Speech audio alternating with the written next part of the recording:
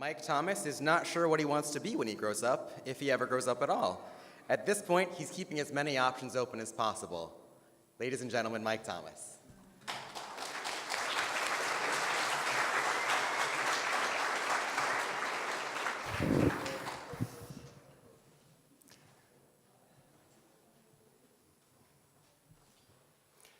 This presentation is about words and how powerful they can be. Words can be either positive or negative. Let's face it, words can hurt, but words can heal. Words can tear down, words can build up. Words can disparage, words can encourage or inspire.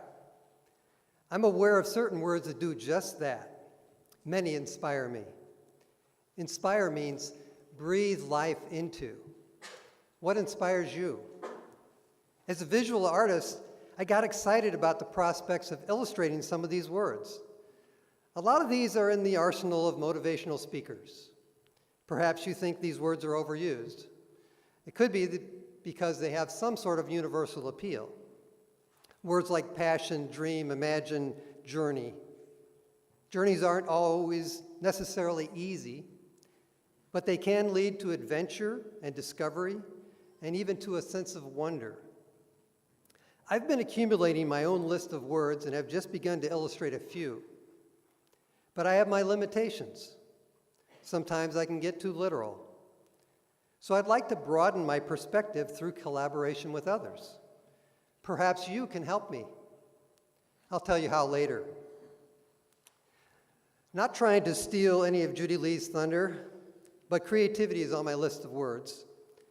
Is creativity really like magic, with or without pixie dust? Sometimes it can be, like when you get this great idea when you're in the shower, early in the morning after you just got up. But I think oftentimes it's more like something that comes from disciplined work habits. I think dancers illustrate this.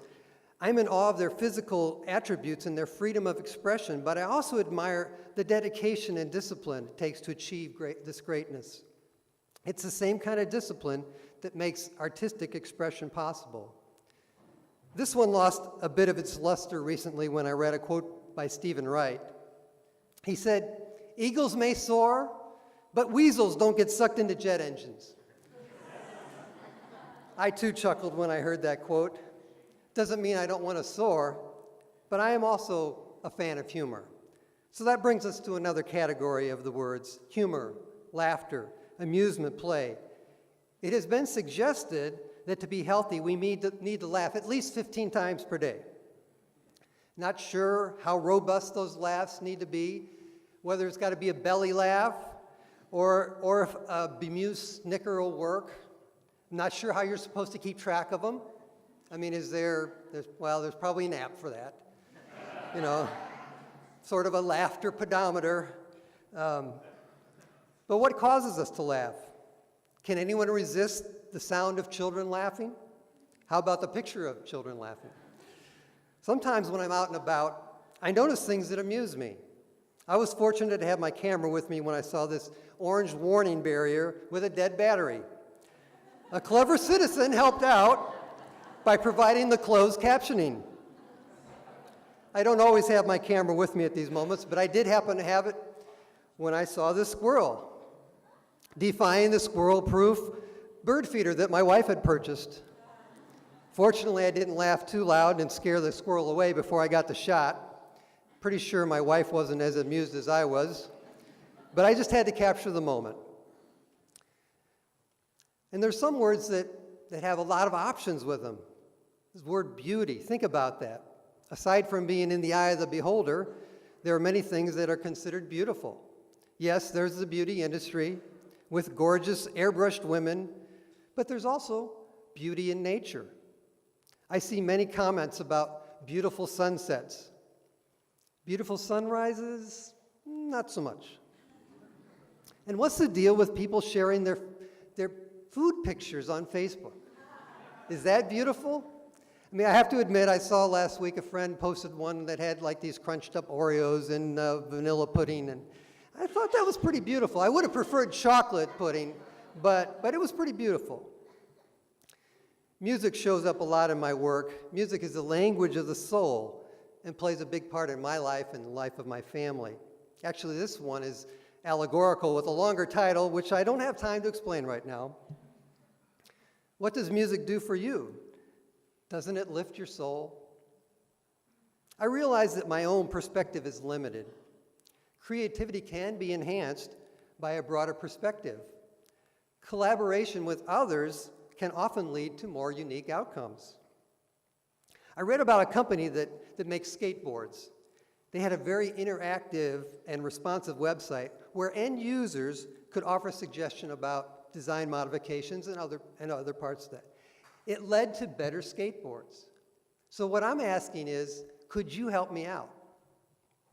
I thought, why can't I apply those same principles to my words project? You know, if I'm getting too literal, if I'm getting too realistic, maybe someone else can help me. If I collaborate with community like you folks. So I'd like you to share your thoughts with me. I've set up a blog that you could get on the blog and tell me some ideas.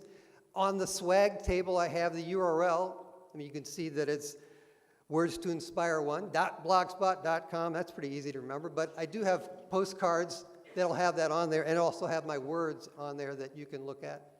But I've provided a journal as well on the swag table. It's near the bar. So if you have some ideas, share those with me. So will this project stop global whining? I doubt it. Is it an antidote for road rage? Again, probably not.